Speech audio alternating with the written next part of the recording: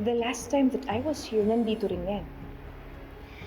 Lorena was key to finding witness Maynard to reveal Renan's crimes.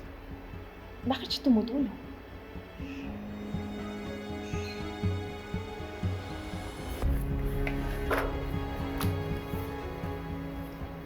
Tama nga si Mellard.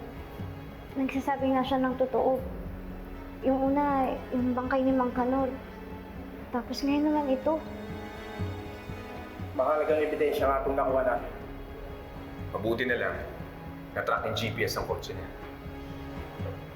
Pati na rin yung laman ng phone ni Sabrina.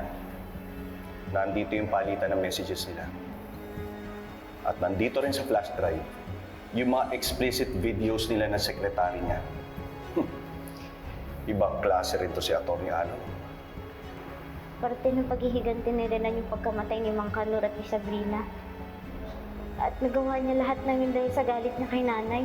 Hindi pwedeng palampasin to, Lilet. Kailangan makahanap ng ebidensya na mag-uugnay sa kanya sa nangyari kay Mary Beth.